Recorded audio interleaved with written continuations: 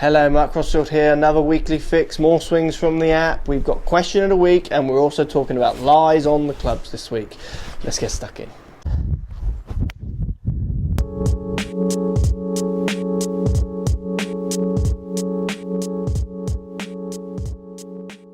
So looking at some swings, we're seeing common issues with all these golfers, which is this impact position where spine is really straightening up. So people know as early extension.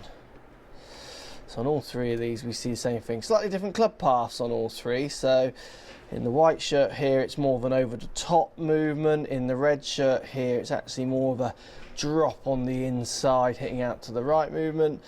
And the guy in the white shirt on the left here, again he's more of the across. So the two on the outside, a similar guy in the middle's chosen to come at it from a different angle, but they're all straightening up their posture. And what we notice from all of these golfers, if we take this one back, the camera's moving a bit on this, but you'll notice that the head, as it gets at the top, there it goes, it moves backwards towards this fence, which in turn is the hips pushing forwards towards the ball. On this one, similar thing, we see it camera static on this one, so what we see is a little bit lift in the body, but the hips moving forwards. You can actually see his right foot here, and this is the key to the drill. Watch his right foot, weight's a little bit heel based. You start your backswing, there it goes, it pushes onto the toes. You're pushing your hips forward and the weight moves out onto the toes. And guy in the white here, we see a similar thing. Camera's moving a little bit, but you get the general idea. Slight push forward at the top of the backswing. Again, you can see in the right boot, the foot moves, or the weight moves onto the toes, and then the massive early extension. So look, good drill for you all. Here we go, find my glove. We're seeing changes in club paths. So we're seeing changes in club paths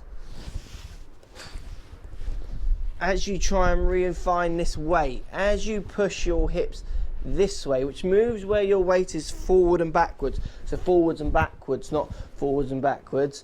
You then try and readjust with the club to try and get your balance to hit a good shot. But obviously what is sacrificed is the club path, and then in turn the quality of strike. So simple drill.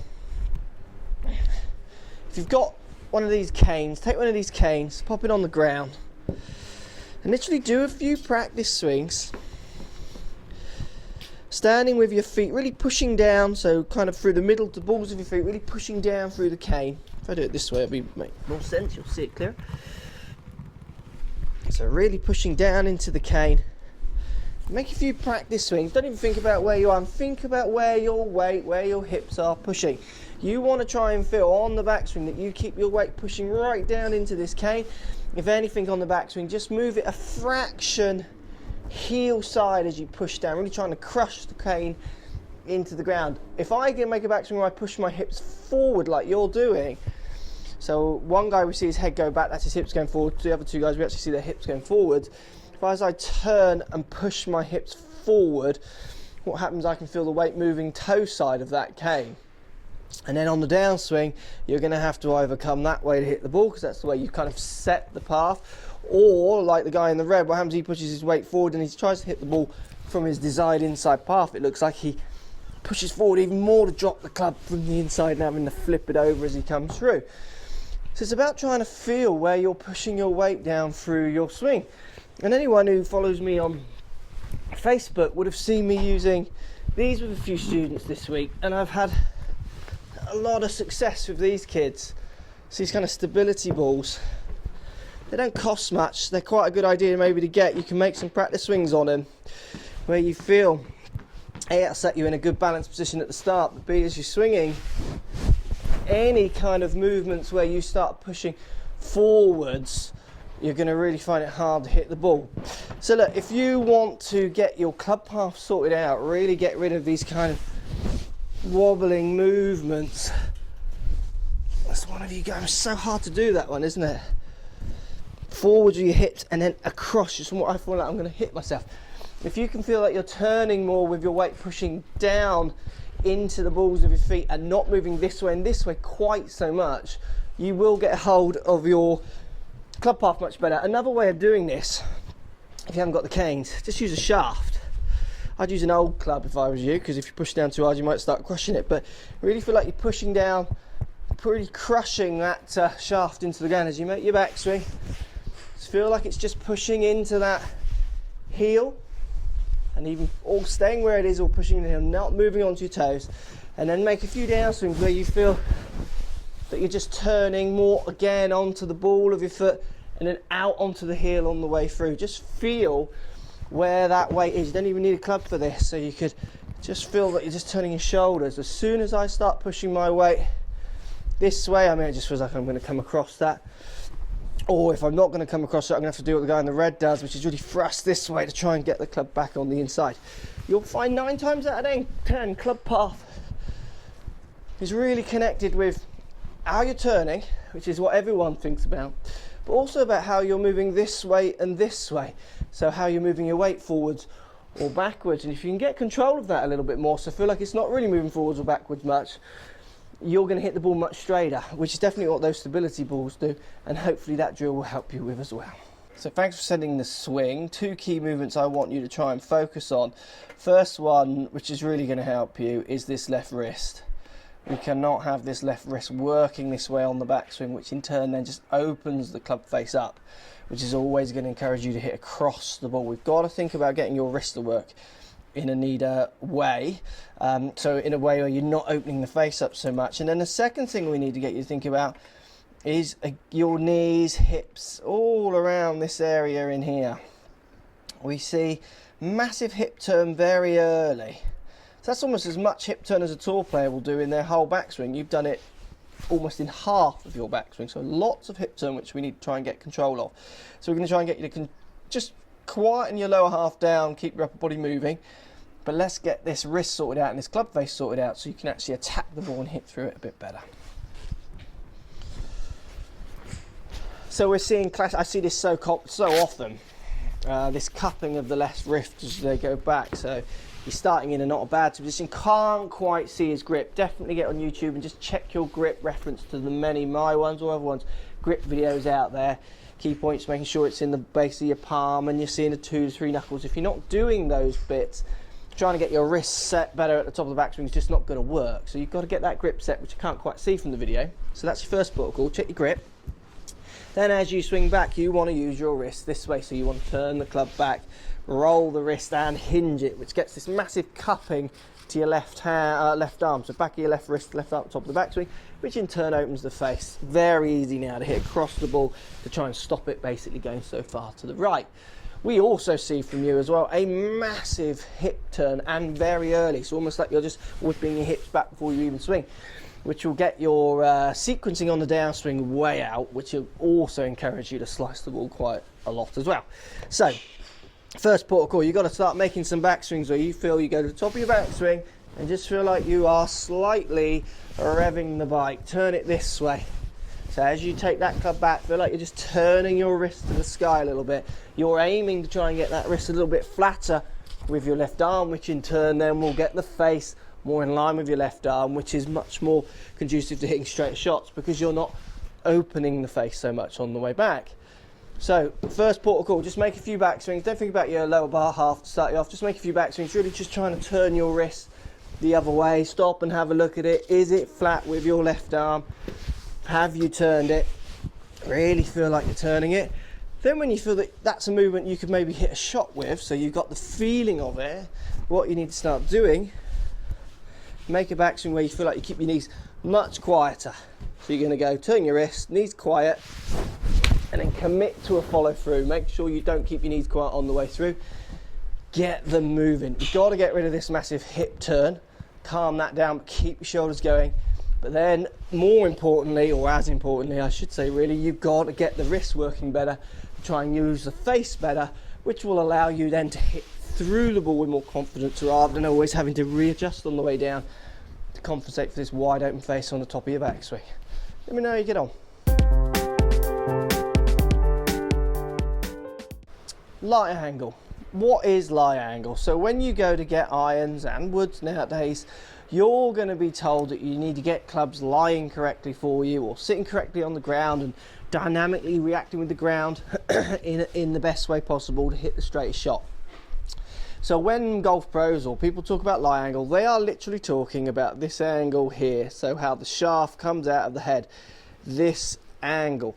Every club manufacturer has a standard lie, but then if you are not fitting those models, you're 8 foot tall or 2 foot tall and somewhere in between, that lie might not work for you. So lie angle here is going to have to be moved to try and get that club sitting correctly on the floor for you.